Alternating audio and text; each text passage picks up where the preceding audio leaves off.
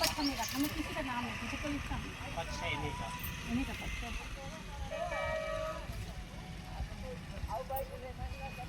अब ये चीज़ें खोलते रहें बस इतनी बहुत बस यही थोड़ा सा जानना है कि हमें भी डाउट रहेगा कि मेरा मायका है कि ससुराल है।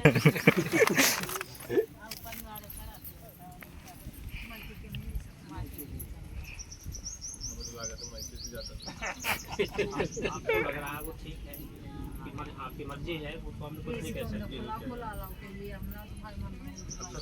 क्या है, कुछ चीज़ें ऐसी हो जाती है कि कृपाओं का, ईश्वरी कृपाओं का या भगवान की लीला का कुछ पता नहीं होता।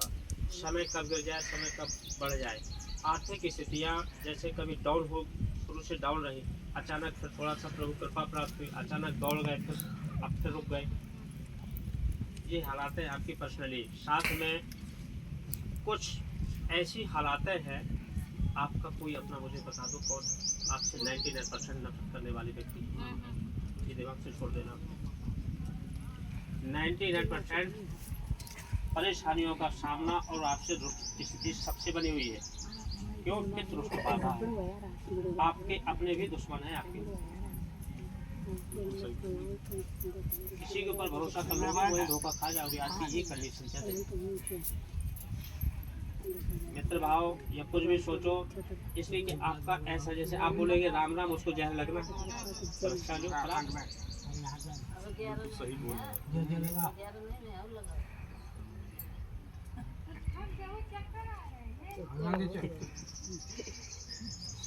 तो ये समस्या ऐसी है।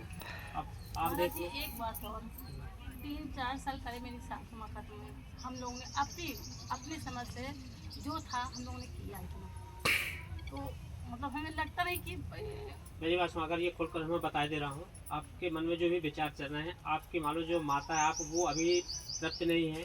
शांति मान लो उनकी यानी जो आत्मा है अभी प्रैतिक रूप में है, वो कभी कभी आवाज़ करती है घर में, कभी कभी परीक्षाएँ आती है। अब ये चीज़ें टेंशन लेने के लिए क्यों बता दें, सारी चीज़ें खोलना उचित नहीं। क्यों? कोई चीज़ अगर खोल दें तो उससे क्या रात दिन वो दिमाग में बात बनी रहती है।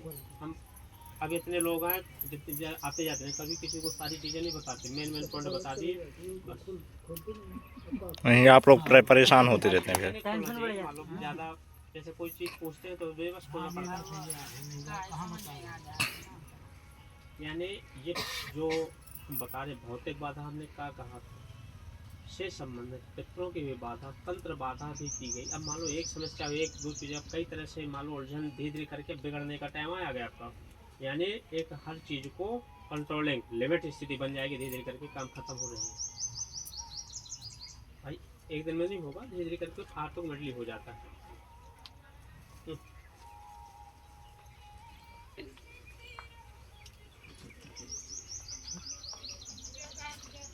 यही है कि बिल्कुल वाकई में जो उन्होंने कहा, जिसके साथ अच्छा भी कर रहे हैं वही भी हमारे साथ गलत हो रहा है, मतलब विरोधी हमारा हो रहा है।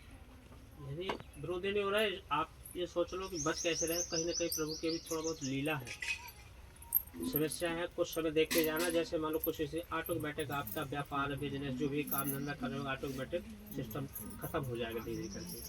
जो अभी थोड़ा बहुत सरल रोटी नमक रोटी चल रही ना, वो भी धीरे धीरे करके क्या होते है, जब काफ़ी पुरानी बाधा हो जाएगी ना, तो वो और भी उनके साथी और मान लो स्तर बढ़ जाते हैं उनमें।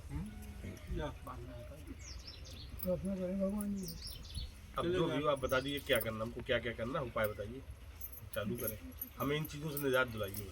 भाई साहब, सबसे पहले तो ये है कि मान लो आपके ऊपर जो तंत्र बाधा है, तंत्र बाधा कटेगी जभी आगे का सिस्टम बनेगा। फिर इसके बाद मान लो अब एक बाधा नहीं, भौतिक बाधा भी है, पितृष्ट बाधा भी। आपके पितरों यानी पितृहित हो, जैसे मान लो इन्होंने चर्चा करी, आपके घर परिवार के जो पूर्वज लोग हैं वो अभी मान लो जैसे पितृलोक ना पहुंचने के कारण वो पिशाच योनि में रहते, पिशाच योनि की बाधा वो कभी कभी तंग करती है। रुष्ट यानी जैसे उनको खाना पानी सही टाइम से नहीं मिलना या कोई आर्थिक स्थिति उनकी गड़बड़ रहती है, इससे आप लोग भी परेशान होते हैं, यानी उनकी संतानें भी दुखी होने लगती हैं। इसमें आपको जैसे पूजन पाठ का सहारा लेना पड़ेगा, ठीक है। कुछ विशेष चीज़ें जैसे मान लो 2-3 तरह की पूजा है, उनमें से देख लो जैसा भी हो। आप जो चित्त कहें वो ठीक है, आप बताइए क्या करना है। पहले चित्त जो हमारा बंधा हुआ पहले ये हटे। तो फिर वो सब पहले मान लो भैरव काट होगा या उनका मान लो जैसे नेट उनके जो हवन पूजन से सारी चीज़ें काट चलती है, वही चीज़ पहले करवाओ आप फर्स्ट में। इस चीज़ से पहले निजात मतलब फिर ऐसा कि पितरों के लिए धीरे धीरे करके जो घर के मान लो जो भौतिक बाधा है समस्या बने धीरे धीरे करके इनको हटा देंगे। नहीं है जो भौतिक बाधा है आप चाहेंगे आपको सामने दिखाएंगे, आप चाहेंगे व्यवस्था जो मर्जी चाहेंगे वो करवा देंगे। भौतिक बाधा आज भी आपके घर पर एक्टिवेट है।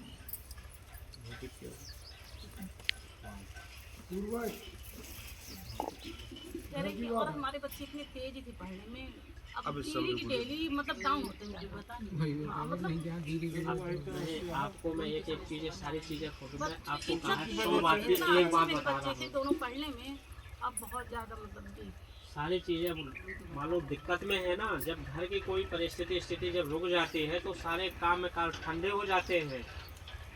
कोई चीज़ विशेष मान लो रूप से चल नहीं सकती। फिर पहले तो सबसे बड़ा संकट है, पहले ये बाधा जो किया हुआ है उस बाधा को पहले कटाओ आप। इस बाधा का कटने के उपरांत से धीरे धीरे करके आगे आपकी व्यवस्था खुलेगी। समझ रहे आप?